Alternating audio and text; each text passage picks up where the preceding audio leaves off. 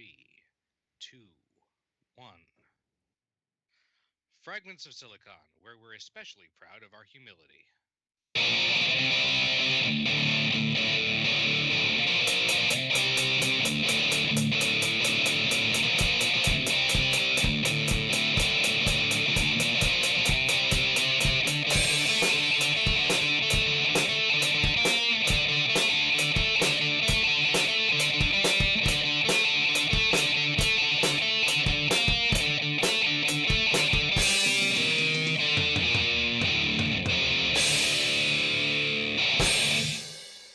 All right, welcome to the return of normalcy on Fragments of Silicon. Indeed, after the hustle and bustle of another E3 come and gone, we're back to regular format. We're back to regular production, and I'm fine by that. I mean, If I E3's see fun and another all. thing, if I see another guy in Blazers, I'm throwing a chair. Yeah, E3 is fun and all, but I'm glad it comes once a year. Oh God, you're not joking. Like, uh, even if you don't attend and just covering it online, it's still a lot to cover. Mm-hmm. Yeah. Anyway, joining me as always is Ogre, Eddie Fan, Yo, Daleks, Hello. and Twilight. Hello. All right, Twilight, why don't you go first because you've got some actual news this week. Okay.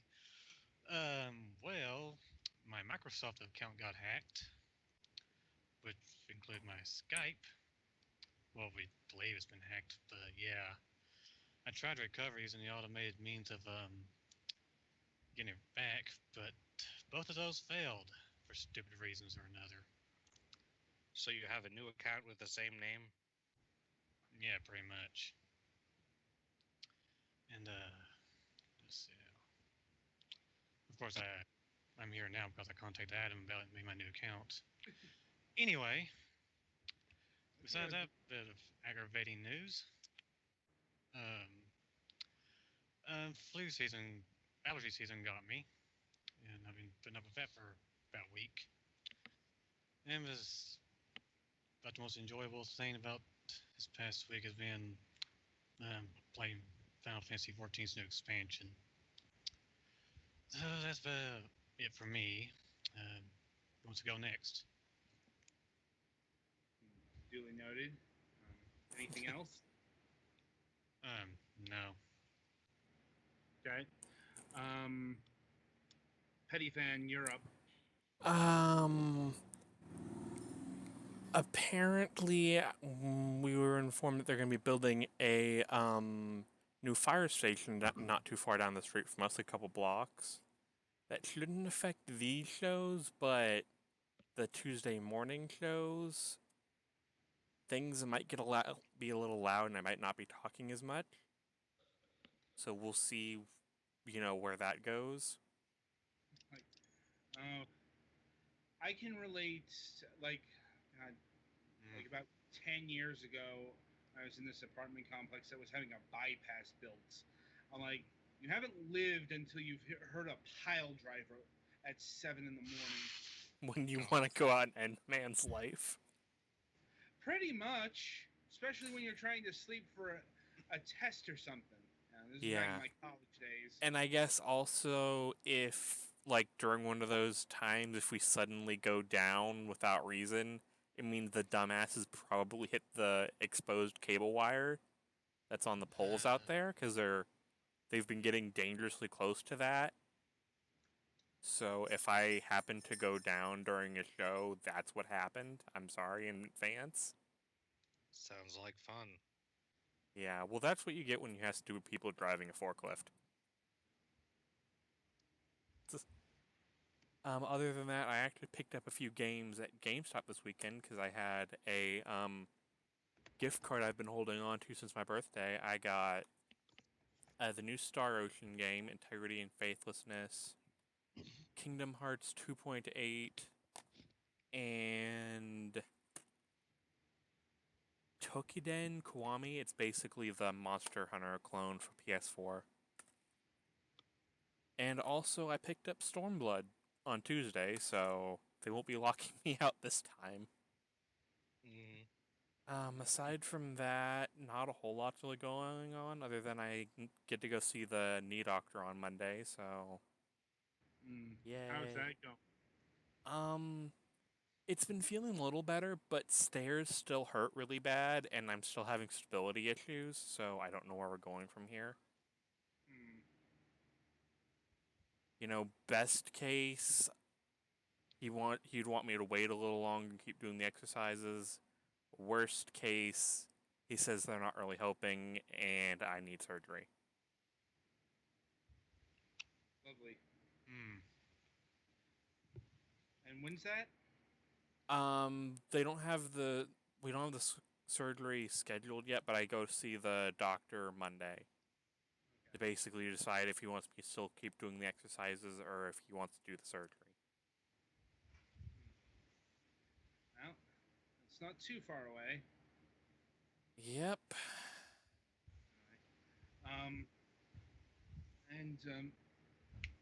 Anything else?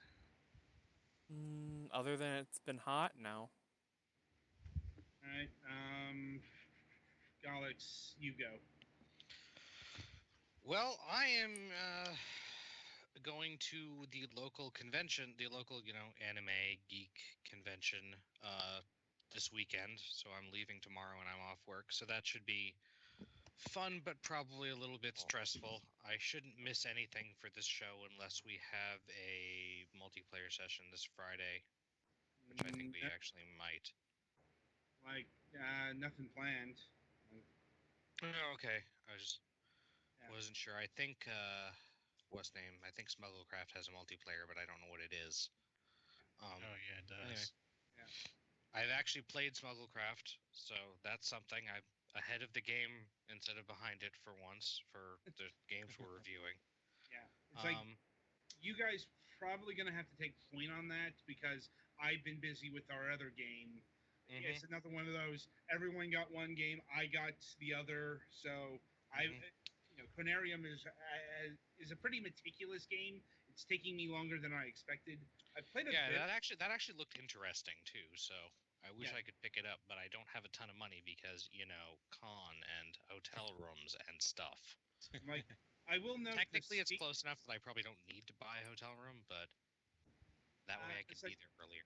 Sorry, Adam. I will note, apparently the Steam sale is happening tomorrow. I don't know if Planarium is going to go on sale, but I know it is available for sale, so keep an eye out for that. I will. I'll try and give a look at the Steam sale before I leave because don't have to be there until like 4-ish. So anyway, got some stressful transition stuff going on at work, but nothing bad yet. I'm a little bit frustrated because I bought ARMS to be my second physical Switch game, and I have not had much time to play it. But I've been having fun with it to the extent that I have been playing it, and I just got Mighty Gunvolt Burst. Well, I mean, you could always bring it with you to your little con thing and leave it in your room. I'm thinking about that, but I kind of want to be trying to do social stuff since I'm doing that, and well, I also mean, don't like, have carrying case yet. When things are winding down, Yeah, I might. I don't have a carrying case yet. I was thinking about trying to pick one up this week, but those are expensive too.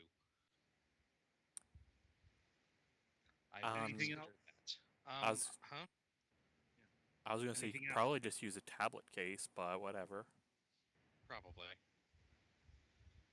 Right. Other than that, not a whole lot going on, I guess. Well, I guess I kind of have a lot going on, but other than that, that's about it. Duly noted. Ogre? Let's see. First major thing was I upgraded my computer to Windows 10, and I got a 2 terabyte hard drive for it. Yay! Oh, man, I need one of those. Well, we got kind of lucky. The fun part is the story of how everything worked out. Is we got kind of lucky when we went to the Best Buy because all they had was 1 2 terabyte hard drive left. The only other options they had were 1 terabyte and 4 terabyte. And 1 terabyte is too small, and 4 terabyte is a little too big for me right now. Then there was the half like half-hour drive to the other Best Buy because they didn't have any English versions of Windows 10. All they had was Spanish. How does that even happen? I don't know. But we had to go And get you're, it. you're in Ohio, right? Yeah. So I don't know. Not exactly the. Yeah, the Hispanic home of the capital, big yeah. Spanish, population. What is it? like that. Hispanophone? I don't know. Anyway, so I had to go cross town for that, and then Thursday, Naka came over and helped install everything. Would have been done faster, but apparently Windows 10 have to kept blue screening when we started hitting up the internet connection stuff, which I don't know exactly what that was about. I'm pretty sure Petty could go over a little easier, but after some finagling and finagling, it got working. As you can Man, I tell, hate because I'm finagling. talking from my computer. Oh. So, the rest of that day was mostly just getting stuff ready, like reinstalling certain things. That's always fun. Yeah, oh no, Final Fantasy XIV took for fucking ever to reinstall, because not only did I have to reinstall all the original stuff, I had to reinstall Heavensward and Stormblood, so that took like 3-4 hours longer than it should have. Then I finally booted up Steam the other day, and I finally got Xenoverse 2 to work for once on my damn computer. Yay. Yay, which was one of the major reasons I wanted to upgrade. So It was because basically, I the needed Let's that Play is not upgrade. canceled. Yeah, as far as we know, we'll never know now. Maybe later this year, maybe not. I can't be for certain. We'll see how shit works out. I suppose on the subject of Let's Plays, how does it feel to be doing smaller games again? Ugh. I feel worried that we finish stuff fast, and I go, was that it, really? We've only been at this for like an hour or so, and we're done for the day? We're usually here for like 3 hours doing stuff. I can go out and see the sun now. I can get home before, darkness falls. And the wolves Just- start just- crying. Just Well, wait until you're doing Breath of the Wild and Persona 5 at the same time. Yeah, that shit's not happening at the same time. I don't even know if Breath of the Wild's gonna happen.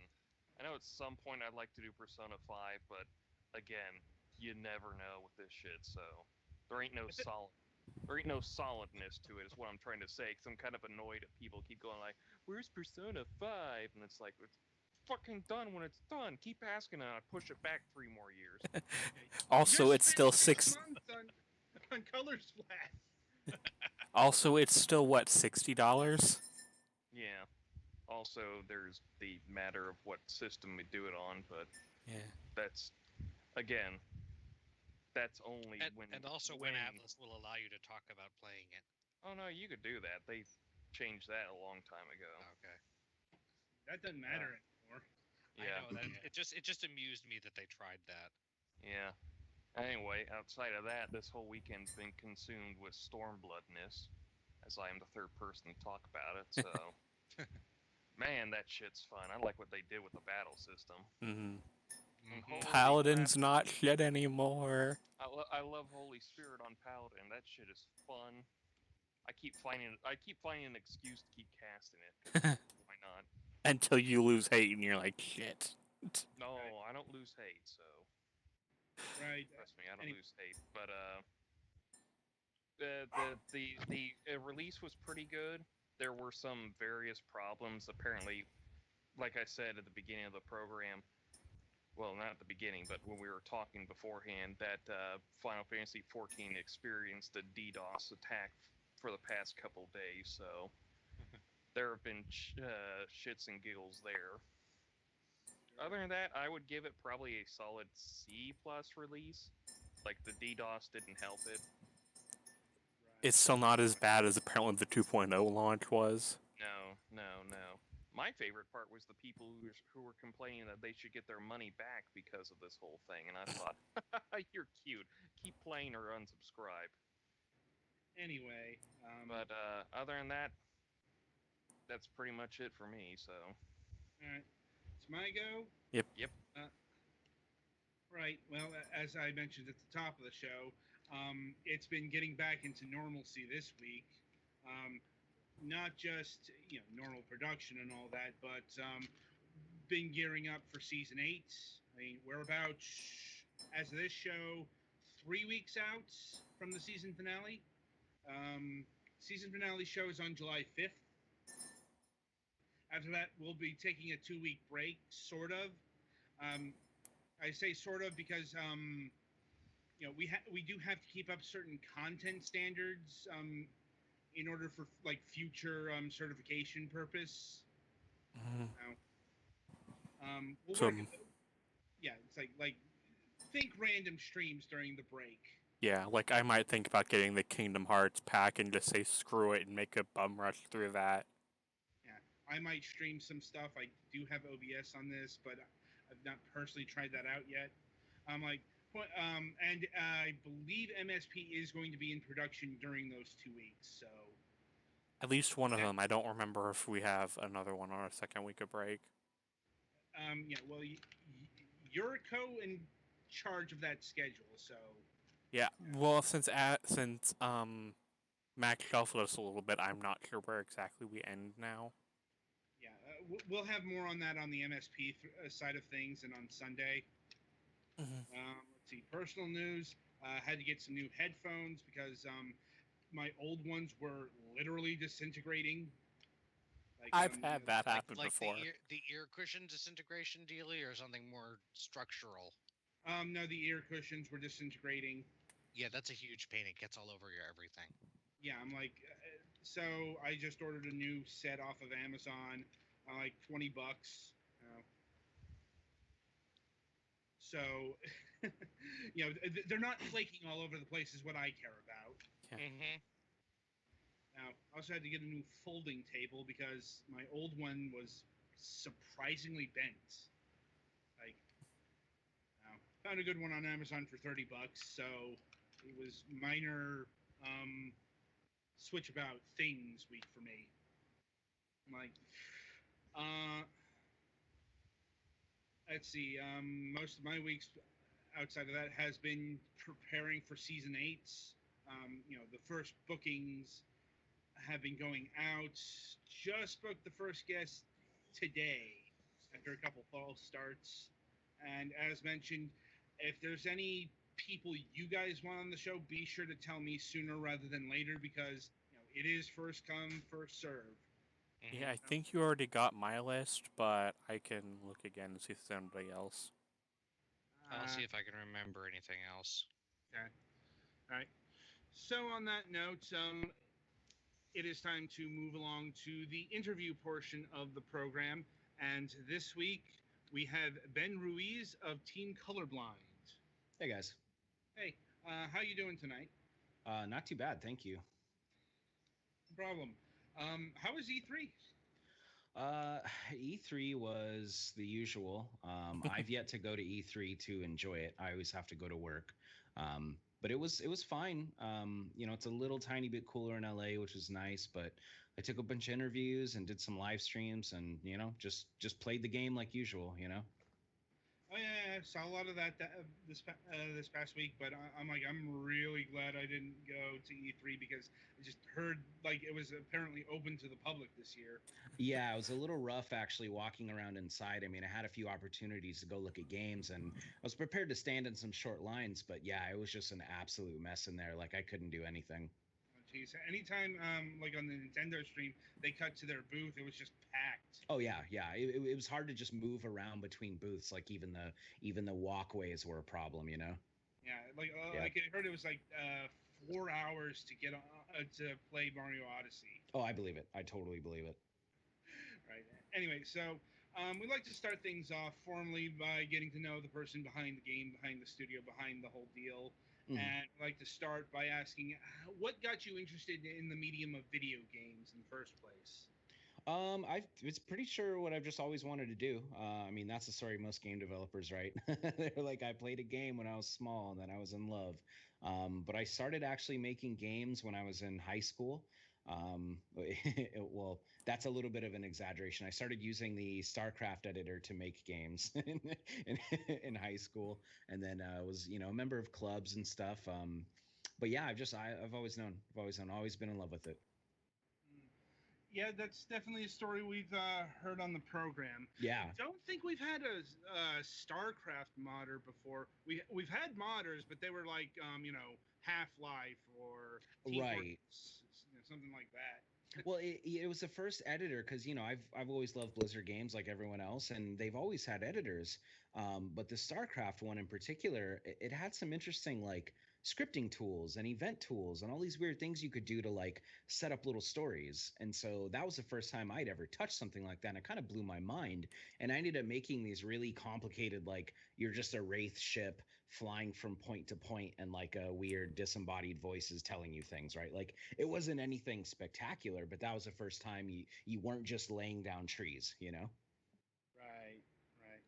Gotta admit, I never messed with the map editor in StarCraft.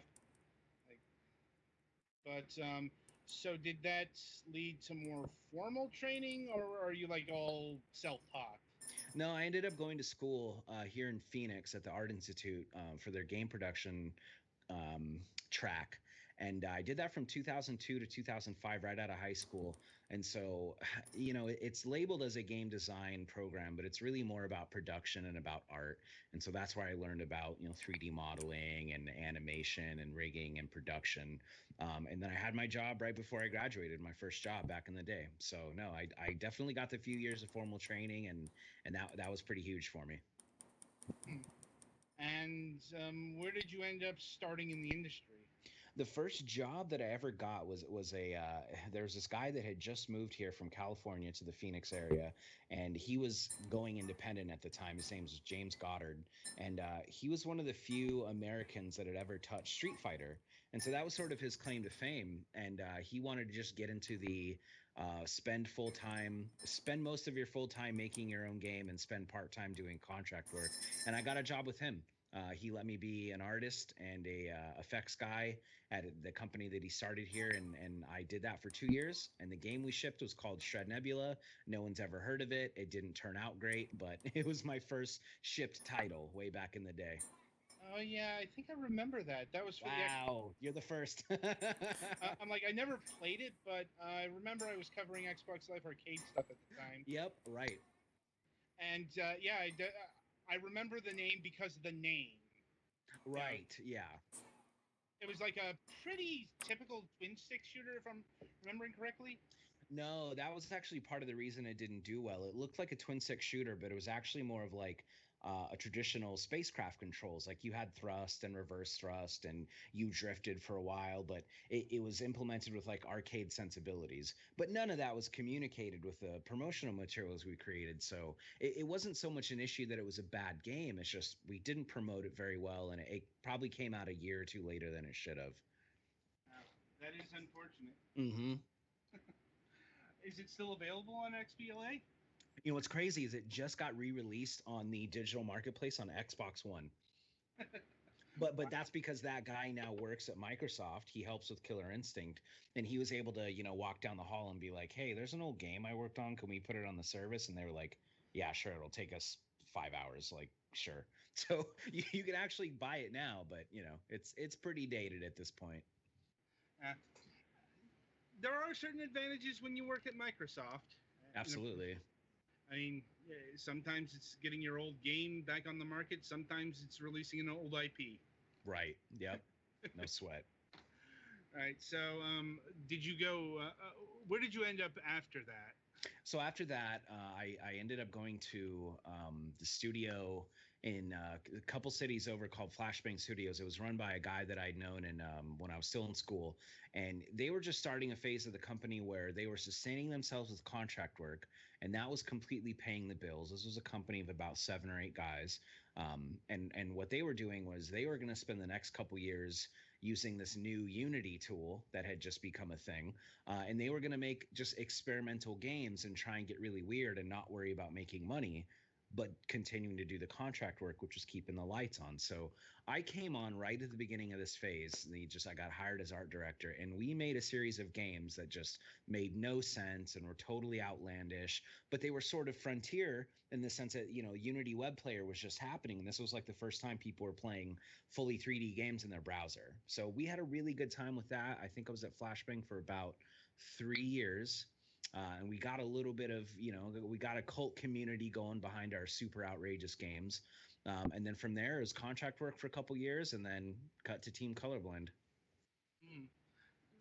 So what was the impetus behind founding Team Colorblind? Team Colorblind is a reference to like an old joke where a very, very good friend of mine that I was in college with, him and I have like, tattoo graffiti backstories, so to say, and we avoided color a lot of the times. Like, we would just do personal art and work on projects without color. So him and I dreamed about making a studio that only made black and white games, and this was, a million years ago in college. So cut to Aztez being conceptualized, and I'm like, whoa, I'm actually doing the black and white game that like me and my good friend always dreamed about. And then I just adopted the Team Colorblind idea. He's not in games, so he didn't care. I wasn't stepping on his toes or anything, but yeah, I got to just revive that old weird college dream.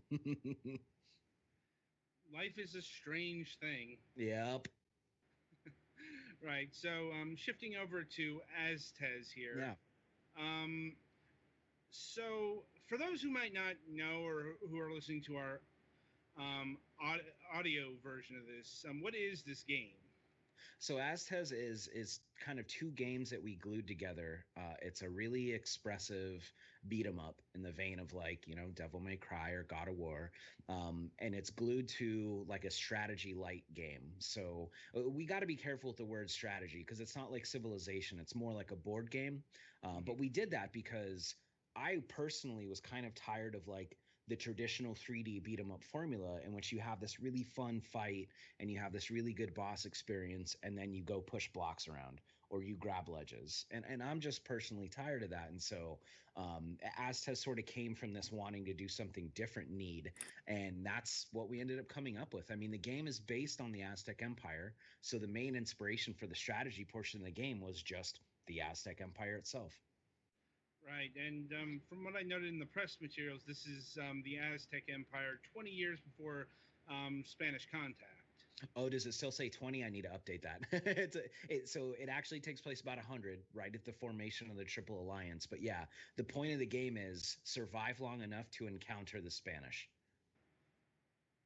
And they're in the game as enemies, they're bosses, but they're late game. And so we sort of engineered this to be the kind of experience where it does not take a very long time to get through the game. You can get through a whole game in maybe half hour, an hour, but it's very, very randomized, and you learn over time and you accumulate new weapons and items.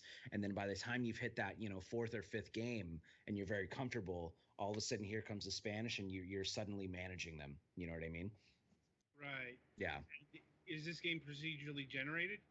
Sort of. I mean, we've randomized a lot of the variables. It's like you're always going to be looking at the same empire, and you're always going to own the same 3 cities when you start the game. But all of the other cities across the map, they have random populations. They're going to have random events that appear on them. Whenever you receive an item, it's grabbed from a specific bag of things you never know what you're going to get. So it's very much a slot machine experience, except we've kind of welded choice with chance. So it's like I said, you get an item. Instead of just getting one randomly, it gives you 2 randomly, and you get to pick one. So you're sort of steering the empire in these different ways, but there is an element of dice rolling that you can't really get away from.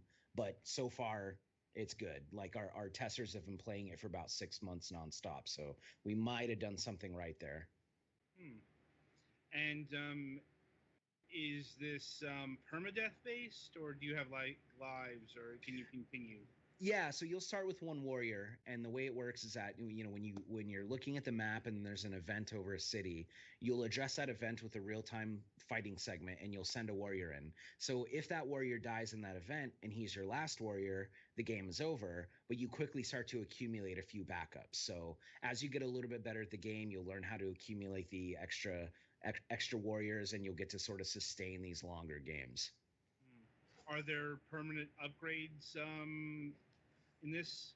Yeah, definitely. We've got the game has 8 weapon systems.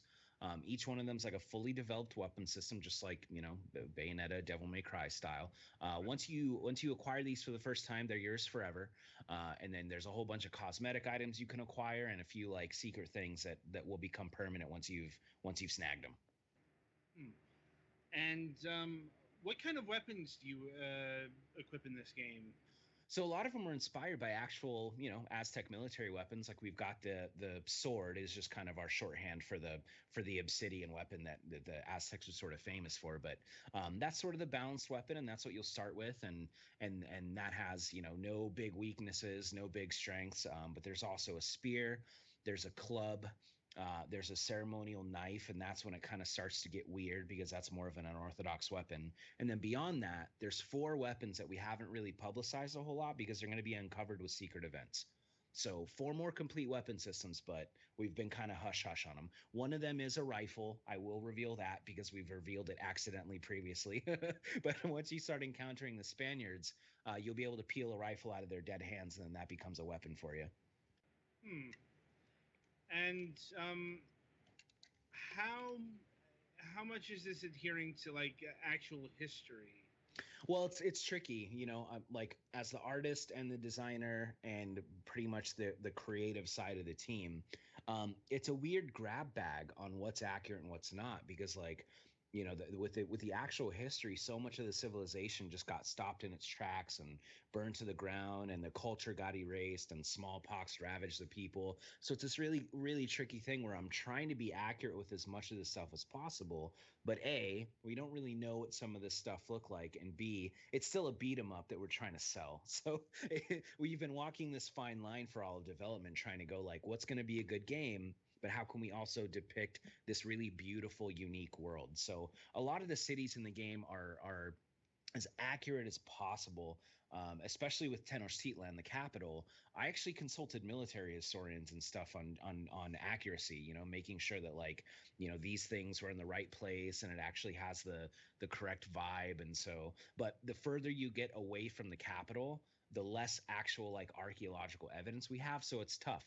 I got to take some artistic liberty, which is nice, but I can't say that this particular city is accurate because no one knows what it looks like. Fair enough. Fair Yeah. enough. I'm someone who has a background in history, so Sure. I know how that goes. Right. In fact, I took some Mesoamerican history in college. Nice. Yeah. So yeah, like, and I understand, especially in like today's environment where quote unquote cultural appropriation is such an issue. Right. I mean, that's its own kettle of fish there, but Oh, absolutely. Yeah. I mean, I've had that conversation with a lot of different people. Like, we've been confronted with this a couple times, and it's like my argument against that is always that like this is not this is not us like callously utilizing the Aztecs to sell a game.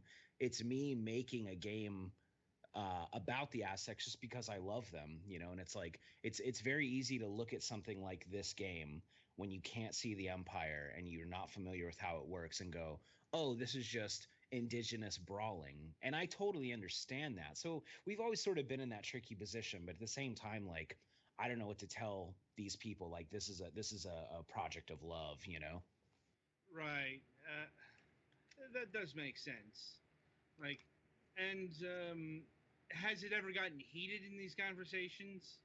Not necessarily. I mean, we've had a few like confrontations at like we've been touring the game for a long time. We've been to a couple PAXs, and we've had some upset people say, "Hey, what is going on here?" And at that point, it's just a matter of a conversation where I have to say, "Here's what's actually going on. Here's what the game is about. Like, let me show you some artwork and stuff." And then it de-escalates very quickly from there. It's usually just a very knee-jerk thing where they just want to be told, "Oh, you do actually care. Like, you're not just using the Aztecs to sell a beat 'em up." So no, it hasn't ever really become a piece of persistent drama, so to speak.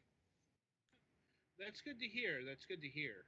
You know, because I've seen cases where it got escalated. Oh, absolutely. And it's in my nature to de-escalate by default. But yeah, it's like once the evidence is there, it doesn't ever become a problem. But yeah, no, I've seen it too, and it's nightmarish. Indeed. And so, where did the black and white aesthetic come from? Uh, I mean, like I said, that's just kind of one of my own personal quirks. I mean, I've done plenty of art with color, obviously, but like in a vacuum, if I can make whatever I want, I like lines, I like high contrast, I like that sort of style. Um, as a piece of trivia, excuse me, the original prototype for the game was completely black and white. And that was actually very, very painful on people that were playing it. Shortly after that, Mad World came out, the original Wii game, and then I got to see firsthand. Oh crap! If you don't include any grays and you make people stare at a high contrast world, it's very, very uncomfortable. Not for everyone, but for enough people that it's a problem. So I quickly pivoted off of the purely black and white thing into something more monochromatic. Like if you look at any Aztec screenshot now, you can see that it slowly gets gray into the background, and there's an element of depth, and there's an element of separation, and we very finely tune these colors. But yeah, the black and white thing is that's just me at my core. I was wondering how much Mad World influence was here because I can definitely see it. Oh, I mean, Platinum Games period is a huge influence. I'm not even ashamed to admit it. Like, their Kamiya is my hero. Like, he's the Devil May Cry inventor and the Beautiful Joe guy. And I don't believe Mad World was his, but Bayonetta was. And no, they're a huge influence on him in a million different axes, right? Yeah. Yeah, I'm trying to think what was his last game. Like I know he didn't work. It wasn't Bayonetta 2. No, he didn't do Bayonetta 2. He was working on Scalebound. Rest in peace. Yeah, that's what it was. Yeah, and I was devastated when I heard that because that's one of the reasons I got an Xbox One. Yeah, that is unfortunate. Yeah. But at least they seem to have a hit in near Automata. Yeah, no joke. That seemed to do really, really well. That was actually really uplifting. Like, it's nice to see that even very, very quirky and sort of, and I don't mean this in even remotely a disrespectful way, but like, it's still good to see very Japanese products doing very well around the world. Because if I can make a technical beat 'em up that is more accessible than that, that's probably good. Right. So, my colleague here has been playing the game for the stream. Yeah. So I'll see if he has any questions about the game at this point. Yeah, sure thing. Honestly, it seems pretty straightforward. I mean, it's not like some games we have where it's like this insanely complicated. It's just, hey, you can go whack guys. Right. Yeah, so Sometimes- we've tried really hard to make sure that it's really fun for people who just like to button mash, but there's also some deep end game for people who like to explore and figure out mechanics and sort of dance around the game. So yeah, we've been telling people for all of development, if you just want to mash and not think about it, it's a good environment for that. Mm-hmm. Indeed. And like, And so I suppose the next question is, how does the board game stuff integrate with the hack and slash combats? So the way it works is it's actually pretty straightforward connection. When these events pop up on the map every single turn, and you're going to get like a little random handful of them every time, and circumstances will change a little bit what events you get, but you interface with the map through these events where you select an event and it shows you here's what happens if you win the fight, here's what happens if you lose the fight, and here's a bonus. So winning a fight could mean you've just taken control of that city and now it's a tributary. Winning the fight could mean you just scored a bunch of money. Winning the fight could mean you get a new weapon. So you're interfacing with the Empire and sort of influencing in your own way through these combat events, and you're just trying to do well in them so that you can reap the rewards. But it depends on the event. And are there multiple endings kind of deal, or? Yeah.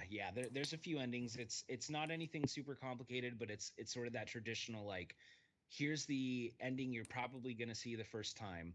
Clearly, there's something you can do better.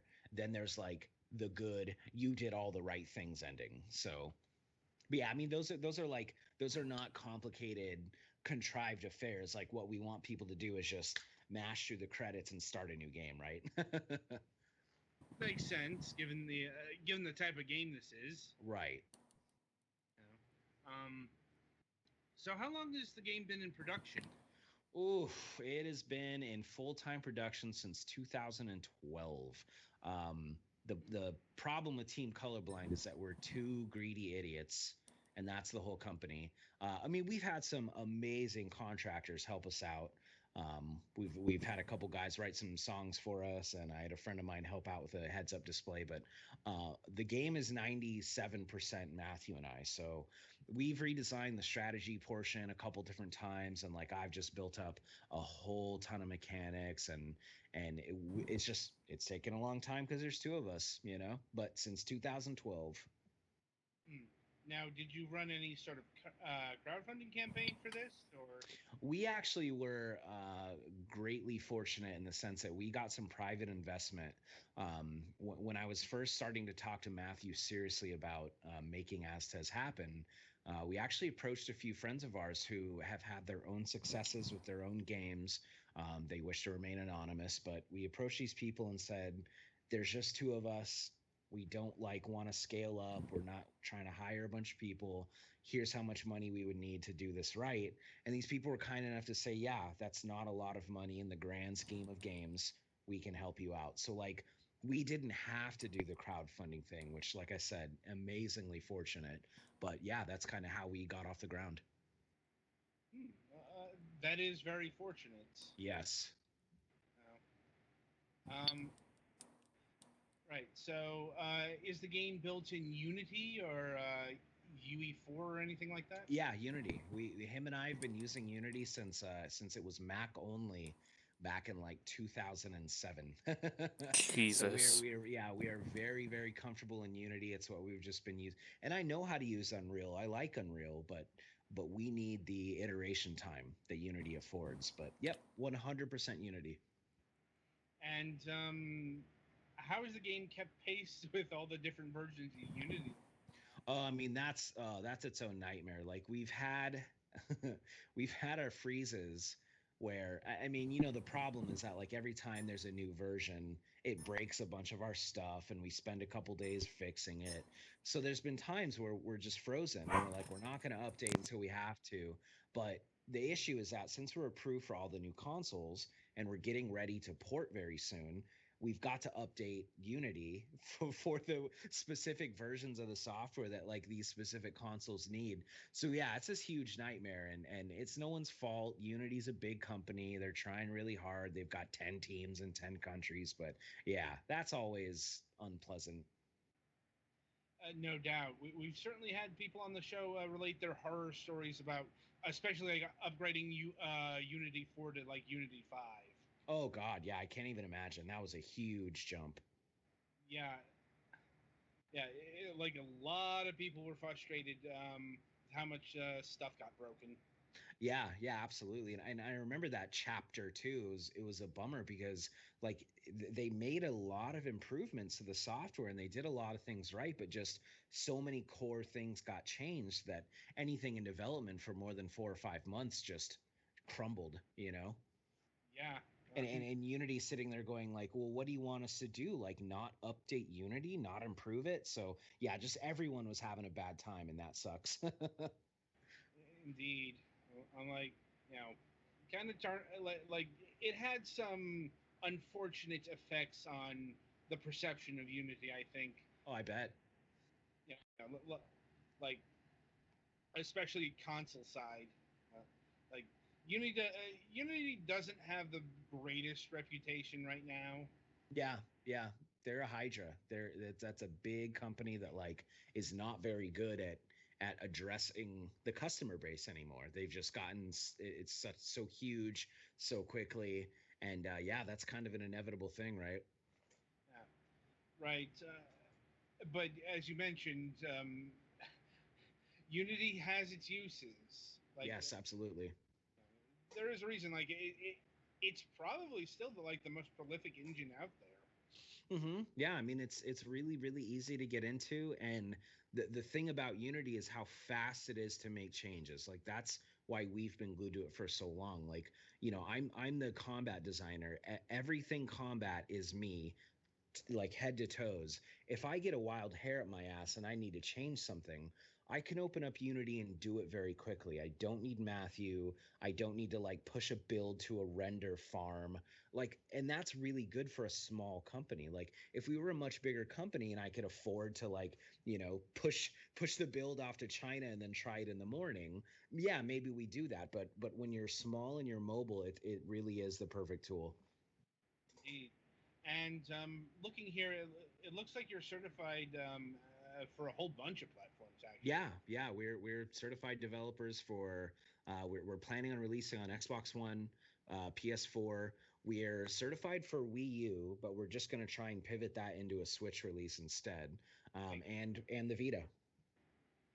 Yeah. Are you also looking at like Linux, Mac? Yeah, so when we release on Steam, it will already be PC, Mac, Linux. Okay. Yeah. You have Oculus Rift support plan. Yeah, so we that's a funny story. We had, backed it when it first landed on Kickstarter a billion years ago, and we got our DK1s, and it was right before some event we were doing, and Matthew was like, "Hey, let's try this and see if it works." And it took like 11 minutes to get it up and running, and we didn't do anything special or anything specific with it other than move the camera in a little bit so that people wearing the headsets had to like physically move their head to see all the enemies, right? And we took that to a show, and people loved it. It was like such a simple implementation. I wish we could have just said, it took 10 minutes, who cares? But people were into it. So it's one of those things where it's like, it's there, it's possible, but we would need to get a grip on like, the hardware realities first. Like, do enough people have a Rift and want to play Aztez that it's worth doing again? But at the same time, maybe it still takes only 10 minutes. So who knows? But yeah, technically Aztez works with the Rift. It's 90% that it'll work out of the box, but I don't know yet. I'd have to talk to Matthew. Well, as it so happens, we just featured a developer who's making a brawler type game for VR specifically. Oh, interesting. Okay, yeah. Yeah, I'm very curious about the first VR beat 'em up game that's really good and doesn't make anyone sick, Yeah, it's a game called Bloody Zombies. Okay. It's supposed to come out this year for like all of the major headsets and like I think even the mobile stuff. Oh, But cool. Okay, I'll have to look it up. But yeah, so I assume that all of like the porting is going in phases here, given the amount of systems you're supporting. Yeah, absolutely. The reason we're releasing on Steam first is just to sort of get a revenue stream going. Because I'm not a programmer myself, that's all Matthew. He's going to be doing these ports just individually. So we're going to have to sort of piecemeal them. But there is a reality in which it's doing really, really well on Steam. And by the way, it's also going to be on like Good Old Games and Humble and other PC based platforms. But there's a world in which it's doing really well, and we've got good money coming in, and then we can hire people to help with ports, and then maybe they all come out at the same time. I don't know. We're sort of taking it a day at a time, Right. But yeah, as it stands, it'll be one at a time over the course of the rest of the year. Yeah, and there are definitely people out there who specialize in console ports. Mm-hmm. Absolutely. And I assume like it'd be Xbox One, PlayStation 4 first. Yeah, we have a little bit of I believe we have a little bit of parity that we promised to one of them. I don't remember which, but yeah, one of them will be first for a couple weeks, and then yeah, after that'll be, whichever one we didn't do first. Like if I had to guess, it'd probably be Microsoft.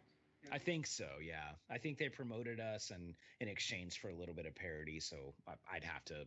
It's been so many years that like it's all a blurry mess. Well, I suppose the big question here is how close to release are you?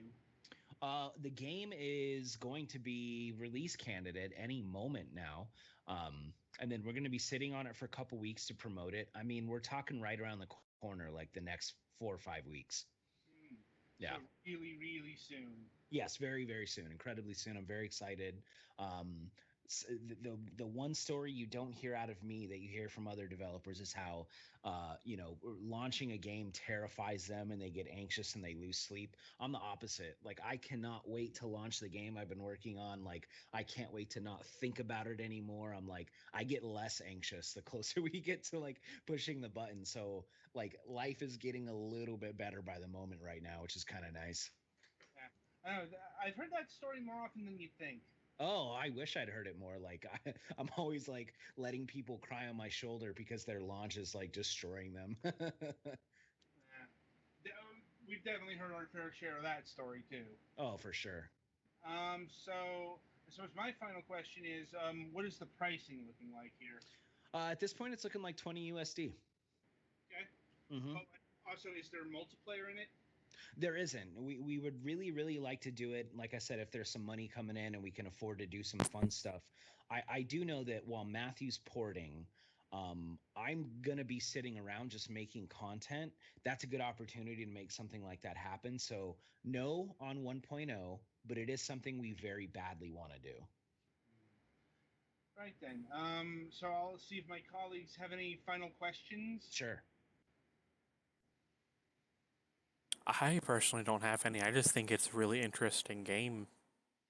I wish thank you you luck so on the much. release. Yeah, I appreciate it. Pretty much the same here. Same. It looks pretty neat, but I would need to try it out to be able to ask something that hasn't already been covered. Yeah, please do. Right. Yeah, we'll definitely review this when it actually releases. Yeah. So, yeah. In the meantime, the game is Aztez. It's coming to PC, Mac, Linux very shortly. Actually, that is one question. Why the name Aztez? Is that a particular yeah. version of the word in the language, or? No, not necessarily. I had submitted a piece of concept art for this game into a submission system a long time ago, and I meant to type Aztec game and typoed it. Mm-hmm. And by the time we started development a year or two later, there was already Google, like the first page of Google already said Aztez. So we just were kind of glued to it. Since it's not a real word in Nahuatl, we kind of invented it to mean it is the name of the warriors that you're playing as. Like, their special forces warriors are the Aztez. Fair enough. Also, Yeah, but poor it was a literacy is typo. copyrightable. Cough, cough. This is true. All right then. So the game is coming soon. I'm looking forward to it. Like, I hope our audience is as well. Like, it looks very interesting. Looks very unique. Like, you know, I actually rather enjoyed Mad World. Like, Yeah, same. You know. Right. Yeah. Petty Fan, play us to the next segment.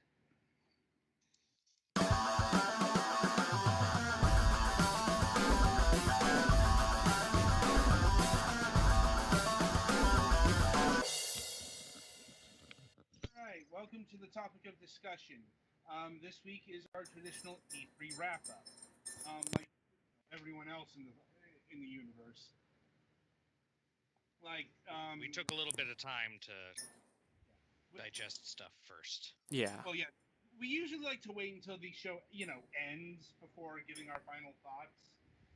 Especially when Nintendo has been known to be sneaky in the past, and hey, they just announced a game out of their last announcement was not in that first section of the thing.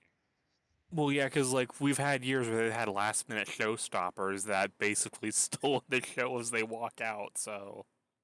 Mm-hmm. Well, it's like Metroid 2, Return of Samus. Ain't nobody was expecting that. Yeah. Samus Returns, yeah. Yeah, Samus Returns. The Return of Samus Returns. Yeah. Wait. Well, it's like, we got our reactions up on both the Twitch archive and the YouTube archive. Yeah, if you guys want to see that. Yeah, if you guys want to see them, they are highlighted in the Twitch archive. You'll see them; they're marked. Yeah, it's like, well, like Reggie mentioned on the YouTube live stream that they had, something big happening in like the first hour of Treehouse. Spoilers, they weren't lying. Like, well, yeah. I mean, Metroid. The Going whole from Metroid- dead to getting 2 games in. Well, 2 games announced at one E3. We don't know when Prime 4 is coming out. Well, it was also the collective. Oh, when I'm like, everyone realized that's why AM2R got cease and desisted so quickly. Mm-hmm. Yeah. Which now it makes sense, and Nintendo's not entirely assholes. Yeah, it's like, as it turns out, yeah, they're actually reviving Metroid 2. Now, it's like, which is kind of what the developer wanted. Yeah, from what I've heard, the AM2R developers are actually among the...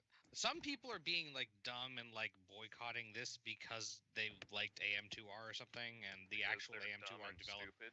Right, the actual AM2R developers are all in favor of this because this is basically what they wanted to start with. Didn't their site basically update like go buy this game, pretty much?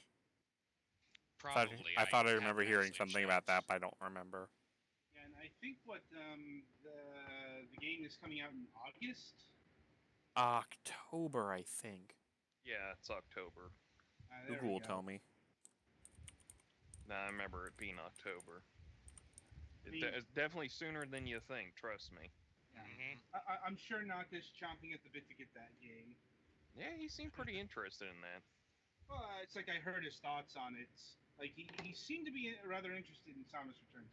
Not so much on Metroid Prime 4, but I know he's not a big Metroid Prime fan, or at least a fan of the series.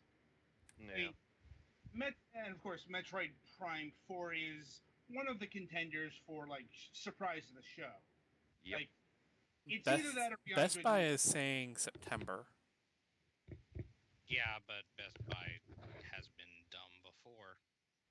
Touche. Anyway, like I said, I'm not sure which is like personally for me, Beyond Good and Evil 2 was the bigger surprise because that's a game. I'm I gonna be didn't- honest. I'm more surprised by Metroid Prime 4, but I definitely see the surprise behind Beyond Good and Evil 2 because Metroid is a first-party game. Beyond Good and Evil is probably lucky that it got a sequel at all in the first place. So well, really, yeah. it's kind of Yeah. between those two. It's like Metroid Prime 4, it's like just been dormant for a while. Yeah. Beyond Good and Evil 2, it got a sequel. That's shocking. Well, it's also because the original Beyond Good and Evil didn't do well at all. No, it was Like, definitely There's a cult reason it's hit. a cult classic Yeah. Like, and not Emphasis on- an actual classic. Yeah, it's like it did pretty terribly in the fall of 2003, mainly because Ubisoft released it all alongside like Prince of Persia: The Sands of Time. Spoilers, which one took off more? Yeah, it's like Prince of Persia became a revitalized franchise. Beyond Good and Evil was given away with snacks. I'm not even joking about this. You can look it up.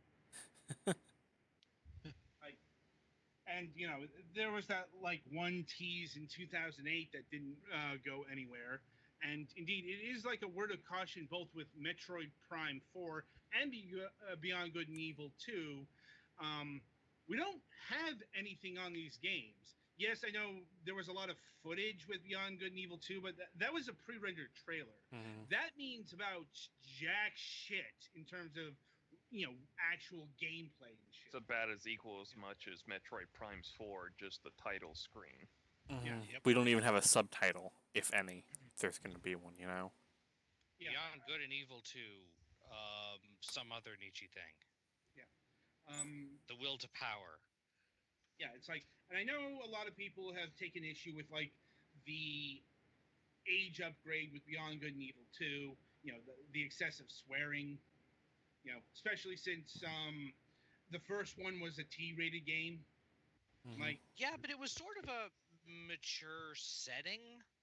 yeah, it's like the game's kind of grown up, although how much maturity there is in using the word fuck constantly is another debate. Well, I think that's less like the game wants to use fuck and more the game involves gangsters and stuff who really don't have any reason to be polite to you. Yeah. Or each other. Now, as far as Metroid Prime 4 goes, all we know besides the logo is this isn't being done by Retro Studios. This is being done by a new internal team from, I think, from Kyoto. Like, it's being done at the mothership, which is actually pretty impressive. Now, And now, as long as they don't make it other M, we're fine. yeah, it's like, I'm not sure if Sakamoto's working on this. He is guiding the remake of Metroid 2. Like, he's talked about, like, he was interviewed extensively on the Nintendo streams. I'm like, I want him as far away from Metroid Prime 4 as possible. Because they actually talk in that one. Didn't he really not care for the original Metroid Primes? Yeah, he's not a big fan of the Metroid Prime games. Like, he took them out of continuity with Other M, but I'm honestly not sure what the status of Other M is, because we're not getting another M2. I'm like, here's the dirty truth about Other M. It nearly killed the franchise. I'm not talking about characterization or any shit like that. I'm talking about sales. Pure fucking sales. It's the worst selling Metroid game of all time, or at least up to that point. And the Metroid games aren't exactly sales winners. No, I mean, that was kind of the point behind Other M. It was made to be appealing to the Japanese audience, and it wasn't appealing to the Japanese. It wasn't appealing to the West. It didn't appeal to anybody, and you could get it for like $10 at one point.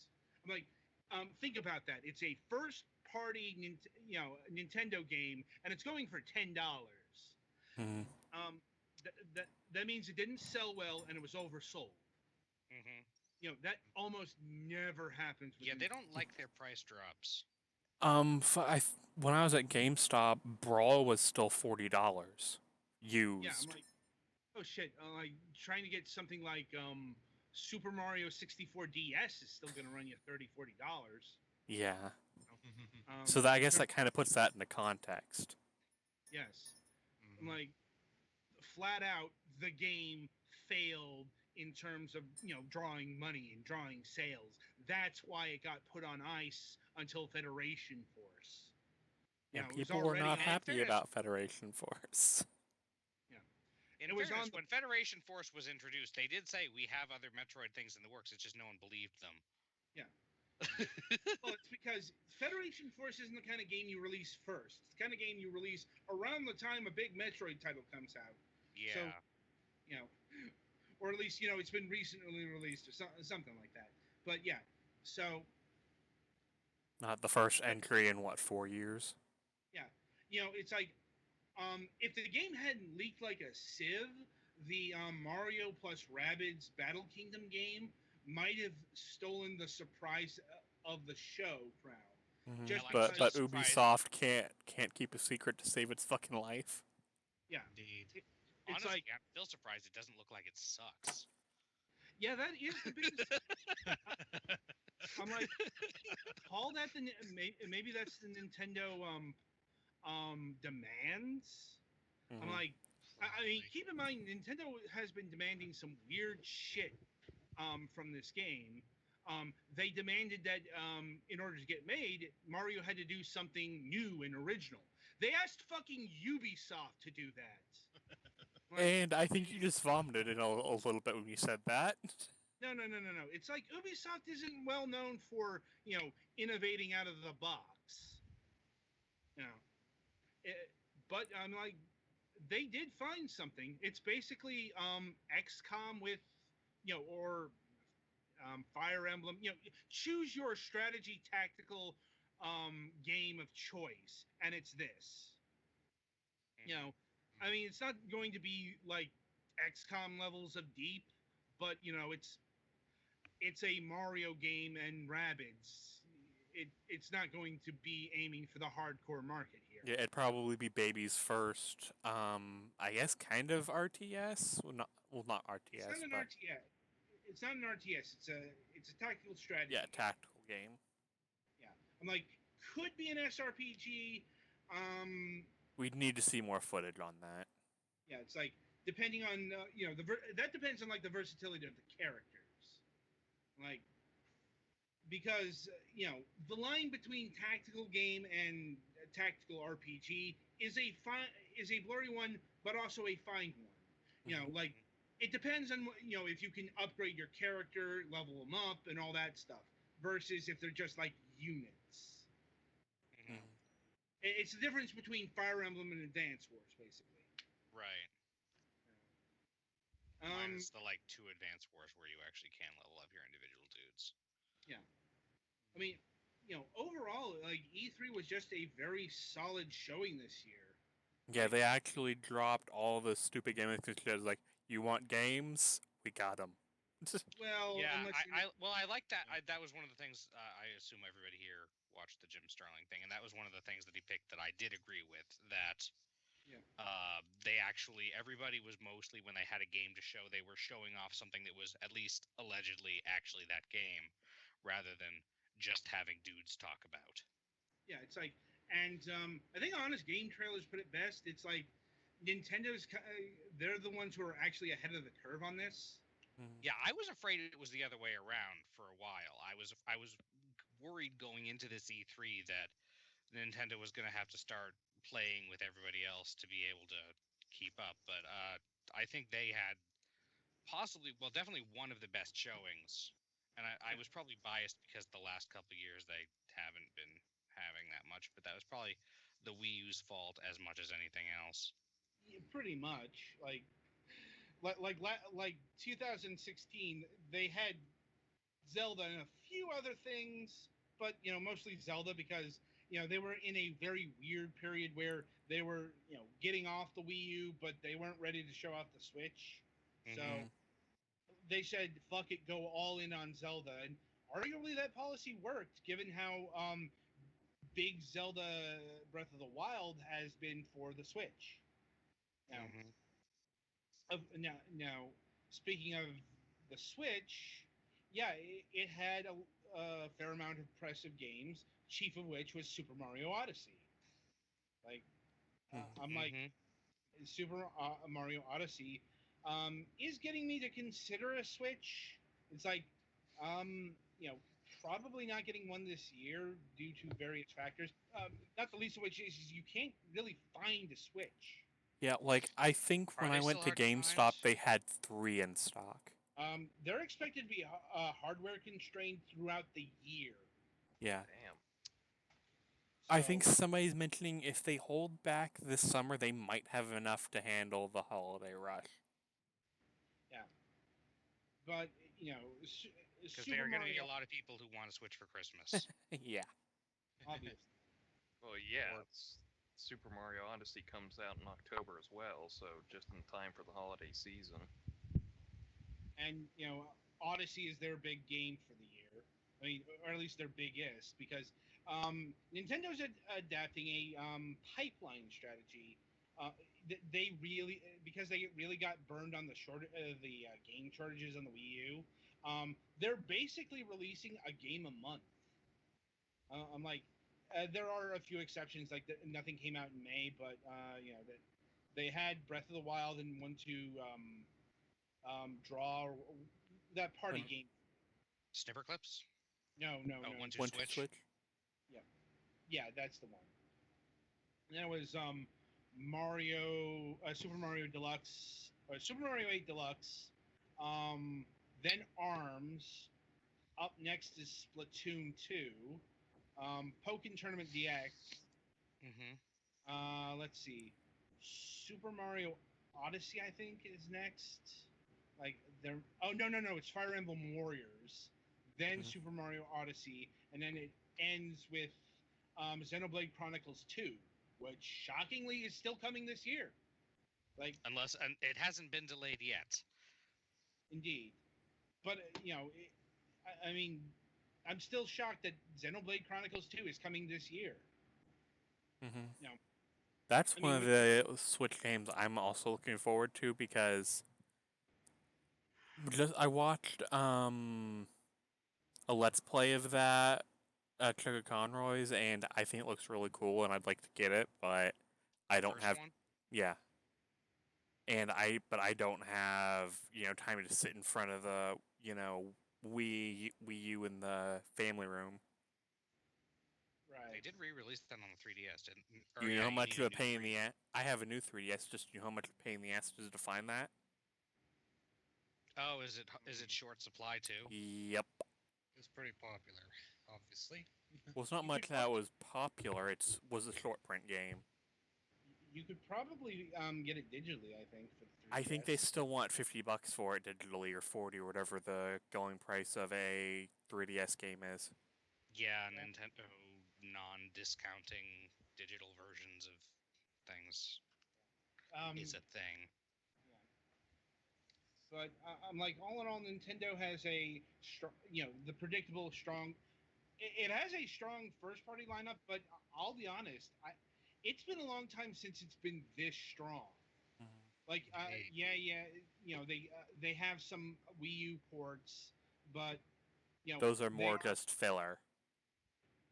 Well, it's also that they were, Breath of the Wild sold the system to people. There were and more Mario, copies of Breath of the Wild sold than there were Nintendo Switches. At launch. and guess what? Mario Kart 8 Deluxe is the top seller for the Nintendo Switch. I'm like, Yeah, and The I top I seller for that franchise too. yeah, I think the Switch has more excuse for previous console, or rather, I should say, I think the Wii U has more of an excuse for its games being re-released on the next console than usual, on account of the whole no one bought a Wii U. Yeah, I know. It's like, it's just, don't expect that Smash 4 port. I mean, I think people kind of forget how tied that is to the Wii U. Also, rights. Yeah, like, They'd Yeah, need to I'd rather- renegotiate licensing rights with all of those third-party characters. At this point, I'd rather have a new Smash game. Yeah. but like, you can see the disparity, like with the third party lineup for the Switch. Mm-hmm. Like, because developers are being cautious. Publish, like, I've talked about EA before, and their approach to the Switch. I'm like, it's not a wrong way to approach it. Oh, also, that's right.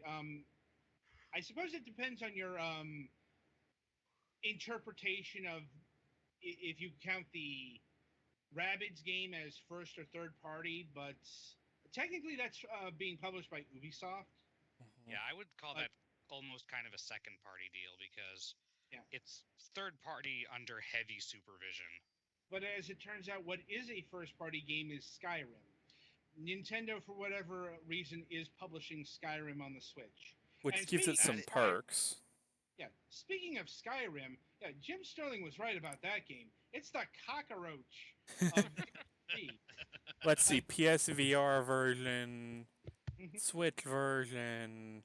Yeah, I think there was another version, there was another feature of Skyrim, the paid mods thing, or it's basically paid mods. It's paid mods, That will be a topic for later on. Yeah. It's mods, what you get to pay for. Yeah. Although there is a topic I do want to touch upon that Jim Sterling did not touch upon, and that's crossplay. So, I'm like, one of the things that was announced at E3, for both Minecraft and Rocket League, was crossplay between pretty much all systems in the universe except PlayStation. Yeah, I guess something to also mention is Minecraft is getting universal platform support. What was that? It sounded like you were trying to say Nintendo, but a different word came out. I'm joking. It's because it's usually Nintendo's isn't. Yeah, no. It's all Sony on this. Sony has said, has given various excuses as to why they're not playing in the crossplay pool, and people are actually really pissed about this. Well, some people are like, don't care. Yeah, and part of the not crossplay thing is one of the reasons why the Xbox One isn't going to be getting Final Fantasy XIV anytime soon, because of Sony's don't want a crossplay thing. Mm-hmm. Which is interesting because Sony does kind of do the crossplay between their two systems, just not nobody else's. Yeah, Sony also does crossplay with the PC. It's just, if you get another console maker out there, they've said no so far. And they've used they want to protect their underage users. Yeah, because really that's a legitimate concern. No, it isn't. Sorry, that was insufficiently clear sarcasm voice. Yeah, it's like what really pisses me off is they're using the Nintendo defense and Nintendo's not fucking using it. Nintendo's saying they're fine with fucking crossplay. Mm-hmm. It's like it's kind of worrying because I'm starting to see the Sony from about 10 years ago emerge again. And I fucking hated that Sony. Oh, you mean the Sony that almost destroyed their company? Yes. The Sony that wouldn't allow wouldn't allow games without dubs or something? And wouldn't allow non-3D games. Yeah, something like that. Still, Sony had a decent showing. Like, Monster Hunter World looks fun. Yeah, I'm not thrilled about it. It was Monster Hunter. Yeah, I'm not thrilled with them delaying the other Monster Hunter game for it, but it does look interesting. Well, the other Monster Hunter game apparently isn't coming to the West because of it. Like Capcom's been waffling on that. They may do it eventually, but if nothing else, they're delaying it. I'm like, it basically comes out to Capcom being stupid. Like, there's no reason why. Okay, even you're developing this new Monster Hunter game, what the hell does that have to do with translating over Monster Hunter XX for the Switch? It's like, is it that fucking resource intensive where it's going to take people off that fucking project? Especially because XX doesn't really have a story, so they're literally just translating item text. Yeah, it's like, I don't know what the fuck's going on here, but I'm like, there's no, are they hoping Nintendo picks up the localization? It's like, it's honestly baffling to me that this is going on right now. Because this shouldn't be a thing, but it is. And there's no good reason for it. I mean, speaking of Capcom, so probably one of the worst in show was Marvel vs. Capcom Infinite. Marvel vs. Capcom, it worked for Street Fighter V. No, it didn't. Yeah, so this game has been the subject of never-ending bitchiness, snarkiness. It didn't make a good impression. It looks ugly. It's got a half-baked roster. They're doing that thing where things that really should be built in are DLC. Yeah, that kind of thing. They have more DLC characters planned than they do have women in the initial roster, which is 4. What? Chun-Li, Cammy, Tron, Morgana, Morgan, Morgan, and I think Black Widow. It's like I said, you compare it to the other Marvel vs. Capcom games, and it's not looking good. The fighter that stole the show was Dragon Ball Fighters. Or Dragon Ball Fighters with a Z.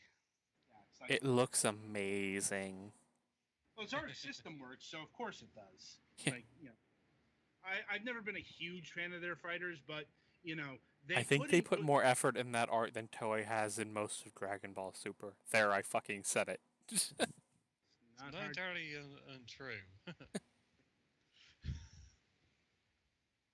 Yeah. Oh. Yeah. It's it's looking really amazing, and I'm pretty sure it's going to come to the Switch. they said it wasn't going. If there's fan demand, they'll port it over.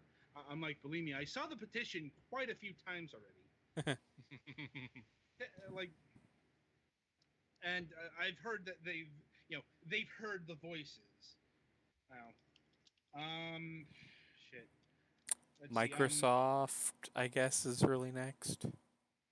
Microsoft. I'm having trouble remembering what they did. Honestly, most of their stuff was coming out for PC, Yeah, and I'm like there's Oh yeah. It's like so they found a way to make they found the laziest name yet, the Xbox One X. Seriously, Because this way the initials are Xbox again. seriously, I'm like, it's $500. It it it's like it will. Uh, you know, I guess it will deliver the 4K gaming experience. Although how that's $100 more than Sony's is kind of beyond me, because well, they only had two native 4K games playing there. One was Forza Horizon, no, Forza Motorsport 7, where they unveiled a new car because Microsoft thought they were at a car show for a brief period of time.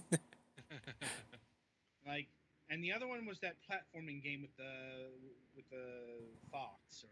well, there was also Metro. No, apparently not. Like, Oh, Metro's not going to be 4K on.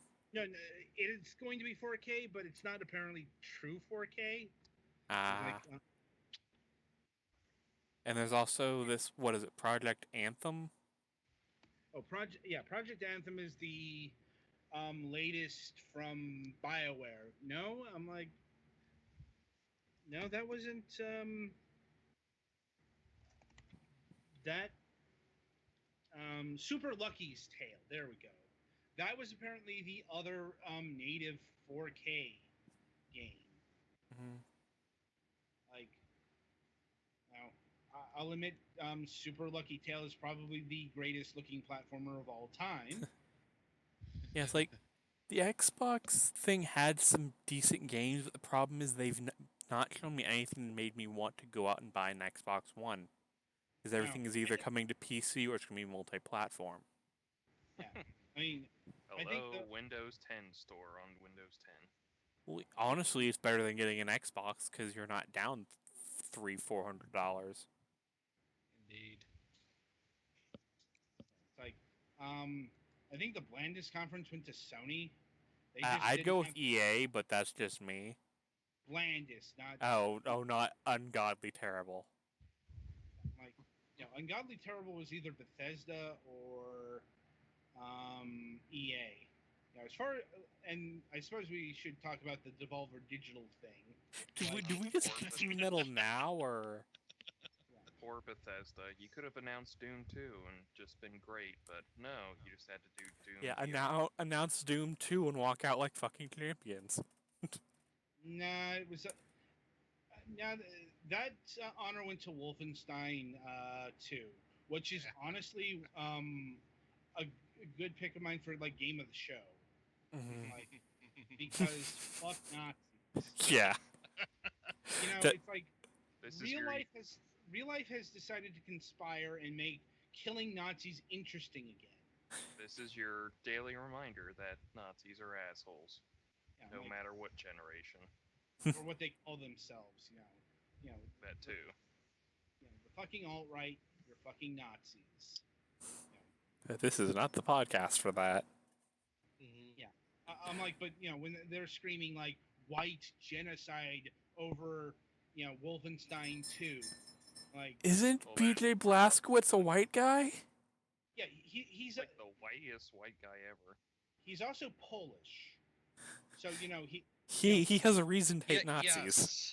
He's Slavic, so he's impure.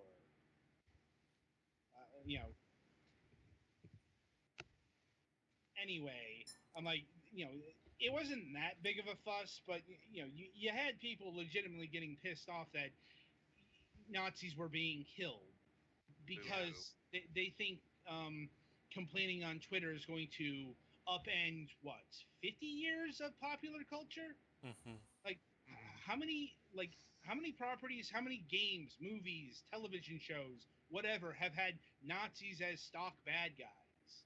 I'm like, if you're trying, Wait, is the answer all of them?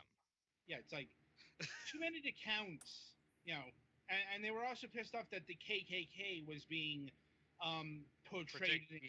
As negatively and as associated with Nazis.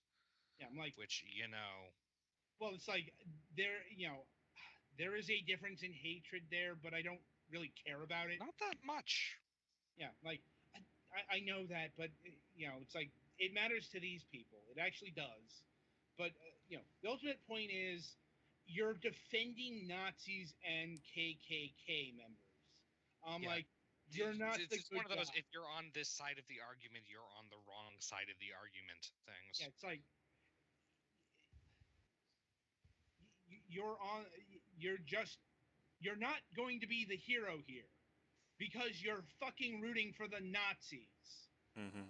It's like I should not have to fucking explain this in the year of 2017, but apparently this is the reality we live in. Like, fuck. All right. So we're getting low on time here. So final thoughts on E3 2017. All in all, it was pretty good. Games I'd like to get, but we'll see how finances turn out. Mm-hmm. Yay, Nintendo. I definitely got to invest in a Switch at some point. Saw some good stuff. Naka whenever has that one, right? happens. Yeah, he has one. It's just he has available funds. I don't. So Mm-hmm. Is he still using his Switch? I don't know. I would imagine he is, but he doesn't have any Let's Plays coming out that's going to be using it, at least in the time. In the time being. Like, Well, he already did Monster or Wonder Boy, so. well, it's more like a dearth of games that Naka would be interested in. Like, Oh yeah. I definitely foresee a Metroid stuff. Oh, and Kirby. We forgot about Kirby. Oh yeah, they announced a new. The Switch seems to be going for, at least for the naming thing so far, or the announced names. They're going for the just the name thing, which has its bonuses and negatives. yeah, But Yoshi and Kirby both look pretty good. They'll probably get names next year. Mm-hmm. Yeah, they're just Probably. working titles right now. But yeah, no, I think Nintendo definitely had the stronger of the shows. As a Nintendo fan, it's nice to not have to be embarrassed for them. Yeah, I would say between Microsoft and Sony, I would have to say I kind of preferred Sony's a little better because Microsoft wasn't jacking off its tech department. Yeah. If I hear the word 4K one more time, I'm going to hit somebody with a baseball bat. Yeah, well, they also had all the numbers and everything, as that's really important to every gamer out there. You need to know what kind of core this system has. What games are on it? Give us a second. Give me a reason to buy this. But of course, the actual winner will always be Devolver Digital because spending that much money to make that big of a shit take on E3 takes balls. I'm gonna say no because apparently that show wanted you to take drugs to enjoy it, and I don't do that, so fuck them. I'm like, it's not necessarily drugs. It's that Adult Swim anti-humor thing. They definitely wanted you to have an altered mindset for that. Yeah, it's if you're a fan of like the Eric Andre show, you'll like this. Like, I don't know. It's like I thought it was some parts brilliant, some parts very, very unbearable, which is kind of how I see Adult Swim's humor. Yeah. And some of Devolver Digital's games, but that's the topic for another time. I'm more in the space where I am very proud of their commitment to the joke, or impressed by their commitment to the joke. Yeah, I'm like I did like their takes on shit like the early access, Yeah. and pre-order culture and shit like that. It's just when it started getting like actually trippy. But of course, these are the people who helped make Hotline Miami. So what do you expect? Like probably not this. Anyway, No one so expected that. yeah. Anyway, we're getting really short on time, so we'll wrap it up here. Um, so coming up on MSP this week, it's going to be our old friend Jay Horsley the third for. I seriously don't know how many he's Fourth or fifth time. He's not as much, I think, as some of the people we've had on, but no, but he's like been a guest on the program since like the very early days of MSP, which is pretty impressive. Like I'm talking like first, second season here. yeah, like somehow we managed to not like make him not want to be on the show. I don't know how he failed at that. Well, I'm kidding. We love our guests. We Yes. would like more of them, please. Indeed. Like anyway, coming up on our reviews this week, we got Smugglecraft, which we did an interview with a few 2 weeks ago, and also we've got Cornerium. We talked a bit about that on Sunday. Like it's a indie horror game that's I thought it was influenced by In the Mountains of Madness, but it actually turns out it's a sequel. Yeah. I'm like, and speaking of which, next week we've got 2 interviews. Stu, we've got a Tuesday interview. We have. I'm probably gonna mangle this name. Galip, Kartogu of Zoetrope Games. Like, I don't know. I seriously don't know how to pronounce this. You could just always throw it over to Gallux to see what he says. Do you know any idea what language it is? Turkish, probably. Yeah, Turkish is not my wheelhouse, but I could always try. I mean, do you know how to pronounce this? You're our linguist as far as I'm concerned. Yeah, I don't know the G with the. Yeah, I would say Kartoglu, but I have no idea what the G with the. Yeah, I'm like. Whatever that diacritic is. Yeah, your guess is as good as mine. And on June 28th, we'll be having our old friend John Pickett of Manga Gamer on the program. He's going to be fresh off Anime Expo, like getting home fresh. So there's probably going to be a lot to talk about. So until, well, about a half an hour from now, in real time, I wish you good gaming.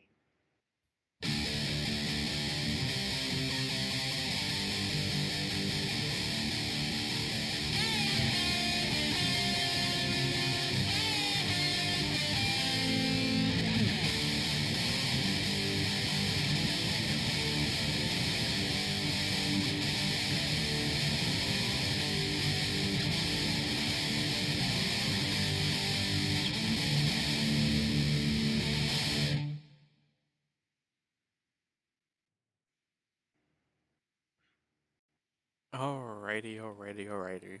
We are still on the air. It's just putting post show.